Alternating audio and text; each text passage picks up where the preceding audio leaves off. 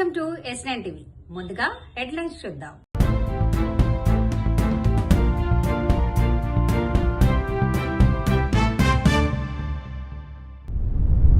దేవాలయాల పవిత్రతను, భక్తుల ప్రయోజనాలను కాపాడాలి. దళిత క్రైస్తవుల రిజర్వేషన్ల పరిరక్షణకై శాంతియుత మహాదీక్షలు. జనని డైలాగ్స్ పేరుతో దేశవ్యాప్తంగా ప్రత్యేక కార్యక్రమాలు. పశు వైద్య యూనివర్సిటీ అక్రమాలపై సమగ్ర విచారణ జరిపించాలి. దానికి నిదర్శనమే తిరుమల తిరుపతి దేవస్థానంలో సాక్షాత్తు క్షేత్రపాలకుడైన ఆంజనేయ స్వామి విగ్రహాన్ని ఏదైతే మనకి కాలినడకలో కావచ్చు, అదేవిధంగా కారులో వెళ్ళినా కానీ ఘాట్ రోడ్డు మధ్యలో ఏదైతే ఆంజనేయ స్వామి విగ్రహం క్షేత్రపాలకుడు ఉంటాడో ఆ విగ్రహం అపహరించడం అంటే తిరుమల తిరుపతి దేవస్థానంలో పరిపాలన ఏ విధంగా ఉందో మనందరం కూడా అర్థం చేసుకోవాల్సిన అవసరం ఉంది. తిరుమల టీటీడీ చైర్మన్ కానివ్వండి, పైన కొండ మీద ఉండే ఎడిషనల్ ఈవో కానివ్వండి, అదేవిధంగా ఈవో కానివ్వండి, ముఖ్యంగా దేవాదాయ శాఖ మంత్రి కానివ్వండి, నేను వెంకటేశ్వర స్వామికి పరమ భక్తుడిని చెప్పి అనే చంద్రబాబు నాయుడు కానివ్వండి, సనాతన ధర్మానికి నేనే ఈ రాష్ట్రానికి బ్రాండ్ అంబాసిడర్ అని చెప్పుకునే పవన్ కళ్యాణ్ గారు కానివ్వండి, ఇంత దుర్మార్గపు ఘటనలు జరుగుతుంటే కనీసం మీకు జ్ఞానం కూడా లేదా? మీకు తిరుమల తిరుపతి దేవస్థానంలో ఈ కూటమి ప్రభుత్వం ఏర్పడ్డాక, బిఆర్ నాయుడు చైర్మన్ అయ్యాక ఎప్పుడు జరగని సంఘటనలన్నీ కూడా ముక్కోటి ఏకాదశి రోజు నాడు భక్తులు చనిపోవడం కానివ్వండి, తిరుమల తిరుపతి దేవస్థానంలో చెప్పులోసుకుని వెళ్ళడం కానివ్వండి, ఎప్పుడైనా ఈ ఘటనలు జరిగినాయి? అసలుకి ఎప్పుడైనా తిరుమల తిరుపతి దేవస్థానంలో భక్తులు చనిపోవడం అనేది ఎప్పుడైనా జరిగిందా? ఒకటి కాదు, రెండు కాదు, కేవలం వివిఐపీలకి ట్రీట్మెంట్, వివిఐపీలకి మామూలుగా వాళ్ళందరికీ కూడా పనిచేయడం కానివ్వండి, సామాన్య భక్తులు అందరూ కూడా ప్రతిరోజు మీరు అక్కడికి వెళ్ళి చెబితే సరైన వైకుంఠంలో మాకు సరైన పాలు ఇవ్వరని కానివ్వండి, సరిగా ప్రసాదాలు పెట్టనవని చెప్పని కానివ్వండి, ఇవన్నీ కూడా ఇంత దుర్మార్గంగా జరుగుతున్నప్పటికీ కూడా చంద్రబాబు నాయుడుకి కానీ, సనాతన ధర్మమైన పవన్ కళ్యాణ్ గారికి కానీ కనీసం మనసులో ఏం మాత్రం కూడా క్వశ్చన్ కూడా బాధ కనపట్లేదు. ఈర్ల కుమార్ మాదిగా దళిత క్రైస్తవ ఐక్య వేదిక వ్యవస్థాపక అధ్యక్షుడిగా ఆగస్టు 3 నుండి 7 వరకు పార్లమెంటు సెషన్స్ జరుగుతున్న క్రమంలో 5 రోజుల దళిత క్రైస్తవ శాంతియుత మహాదీక్షలు 2 రాష్ట్రాలున్న జిల్లా కేంద్రంలో దీక్షలు నిర్వహించాలని, దళితులు దళిత క్రైస్తవ సమాజం కూడా శాంతియుతమైన పోరాటంలో దీక్షలలో మీరందరూ భాగస్వామ్యం కావాలని విజ్ఞప్తి చేస్తున్నాం. బిషప్లు, పాస్టర్లు, దైవ సేవకులు అందరూ ఈ దీక్షలను విజయవంతం చేసి ఈ పార్లమెంట్ సమావేశంలో దళిత క్రైస్తవులకు ఎస్సీ హోదా అనే హక్కు విషయంలో ఈ ఎంపీలు మాట్లాడాలి, రాష్ట్ర ప్రభుత్వాలు కూడా మాట్లాడాలి, అక్కడ కేంద్ర ప్రభుత్వం కూడా మాట్లాడాలనే డిమాండ్ తోటే జిల్లా కేంద్రంలో దళిత క్రైస్తవ శాంతి మహాసభ దీక్షలను నిర్వహిస్తున్నాం. దళిత క్రైస్తవ శాంతియుత మహాదీక్షలు నిర్వహించబోతున్నాం కాబట్టి మీరు ప్రత్యేకంగా ఈ విషయంలో పూర్తి బాధ్యత తీసుకొని స్వచ్ఛందంగా వచ్చి ఈ శాంతియుత నిరసన దీక్షలలో మీ వంతు మీ పాత్ర పోషించాలి. లేకపోతే మన హక్కులు కాలరాయడం జరిగింది.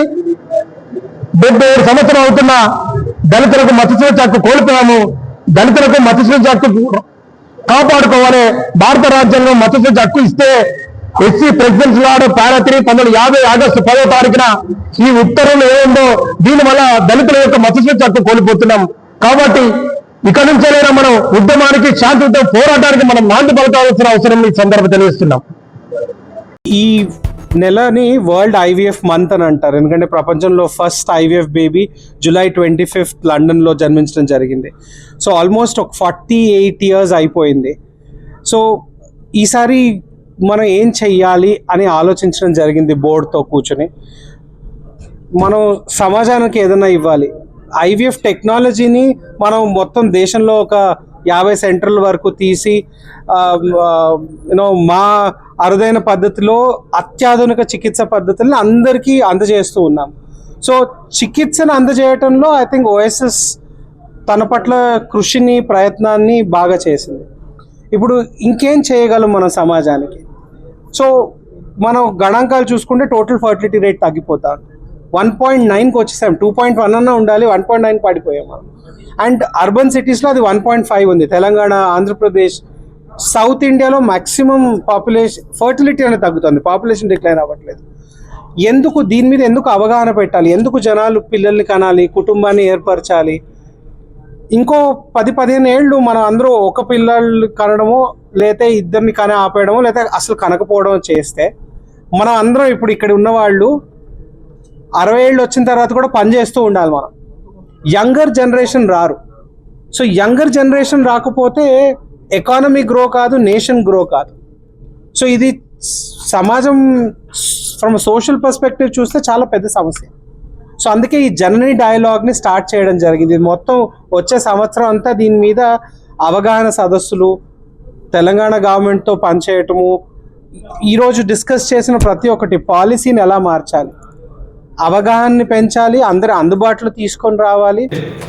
నాకు తెలిసిన బాలాజీకి పోస్ట్ ఇచ్చారు. ఎందుకు ఇచ్చారు, అది ఎందుకు సెలెక్ట్ చేశారని చెప్పి జాయిన్ అయిన 3 డేస్కి నేను ఆర్టీఐ పెట్టాను. అంటే ఎలాంటి మెరిట్ లిస్ట్ పెట్టి ఉంటే వెబ్సైట్లో తెలిసేది ఇతనికి ఇచ్చారని. కానీ జాయిన్ అయిన తర్వాత మనకు తెలిసింది అతను జాయిన్ అయ్యాడు. అప్పుడు నేను యూనివర్సిటీకి ఆర్టీఐ రూపంలో ఫస్ట్ ఆర్టీఐ పెట్టాను. అసలే మన డిపార్ట్మెంట్లో ఎన్ని అప్లికేషన్ వచ్చాయి, నా క్యాండిడేట్ ఎందుకు రిజెక్ట్ చేశారు, సెలెక్ట్ అయిన క్యాండిడేట్కి ఏం ఎక్కువ ఉంది నాకంటే అతను సెలెక్ట్ అయిన సర్టిఫికేట్ ఇవ్వమని నేను వాళ్ళు కోరడం జరిగింది. వాళ్ళు 1 మంత్ అయిన తర్వాత మొత్తం 4 అప్లికేషన్స్ వచ్చాయి. నీకు నెట్ లేదు కాబట్టి నేను క్యాండిడేట్ రిజెక్ట్ చేశాను, అతని సర్టిఫికేట్ నీకు ఇవ్వము, థర్డ్ పార్టీ ఇన్ఫర్మేషన్ అని పెట్టేశారు. తర్వాత మళ్ళీ 1 మంత్ తర్వాత మళ్ళీ అప్లై చేశారు. అసలు మీరు సెలెక్ట్ ట్రాన్స్పరెన్సీ ఉన్నప్పుడు అతని సర్టిఫికేట్ నాకు ఎందుకు ఇవ్వరు, ఏ ఆర్టీఐ సెక్షన్ ప్రకారంగా మీరు వామిట్ చేస్తున్నారు అడిగితే సో ఆర్టీఐ సెక్షన్ ప్రకారంగా మీకు ఇవ్వము, థర్డ్ పార్టీ ఇన్ఫర్మేషన్ రిసీవ్ అవుతుంది. నేను అడిగింది అతనికి నెట్ సర్టిఫికేట్ ఇవ్వమని. తర్వాత రెండోసారి ఆర్టీఐ రెండింటిని తీసుకొని అప్పటికి ఉన్న state information commission Shekhar Reddy sir గారికి ఇస్తే అతను మా ఇద్దరిని నోటీస్ పంపాడు. పబ్లిక్ ఇన్ఫర్మేషన్ ఆఫీసర్ని నేను యూనివర్సిటీ వాళ్ళు అక్కడ వస్తే సార్ ఒకటే అన్నారు, మీరు అతను అడుగుతుంది జిరాక్స్ నెట్ సర్టిఫికేట్ కదా, అది ఇవ్వడంలో తప్పేముంది అని అంటే అతను 1 అవర్లో నాకు మెయిల్ చేశాడు అన్ని సర్టిఫికేట్. వాళ్ళు ఇచ్చినప్పుడు కమిషన్ ఇచ్చినప్పుడు సర్టిఫికేట్ చూడగానే అర్థమైపోతుంది. సర్టిఫికేట్ అని కూడా రాసి ఉండాలి పైన, సర్టిఫికేట్ అని కూడా లేదు, ఇంటర్నెట్ జిరాక్స్ కాపీ ఎక్కడో మ్యానిపులేట్ చేశారు. దాన్ని తీసుకొని నేను యూజీసీకి వెళ్ళాను. ఈ సర్టిఫికేట్ రైటా రాగా, ఈ సర్టిఫికేట్ వల్ల నేను ఈ యూనివర్సిటీలో ఆపర్చునిటీ కోల్పోయాను అని చెప్తే యూజీసీ నాకు క్లియర్ ఇచ్చింది 1 వీక్లో. సో బాలాజీ గ్రూప్లో ఏదైతే మీరు ఇచ్చారో సర్టిఫికేట్, ఇది మేము ప్రొడ్యూస్ చేయలేదు, ఇది ఫేక్ సర్టిఫికేట్ అని ఇవ్వగానే నేను మళ్ళీ యూనివర్సిటీకి పోయి అడిగాను.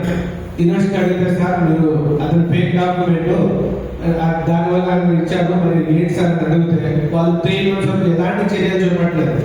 అప్పుడు చాలా నాలుగు బాధపడుకుంటూ అది ఇంత వ్యవస్థను మనం బయటికి తీసినా కానీ ఏమీ జరగట్లేదు అంటే అప్పుడు మానవరాయన నిరుద్యోగులు మానాడు నిరుద్యోగుల కోసం అప్పుడు చాలా పోరాటాలు చేస్తుంది. అసలే ఆ టైంలో జాబ్ లేవు మన బీఆర్ఎస్ గవర్నమెంట్ టైంలో. ఇంతటితో వార్తలు సమాప్తం. మరిన్ని అప్డేట్స్ కోసం చూస్తూనే ఉండండి S9 TV న్యూస్.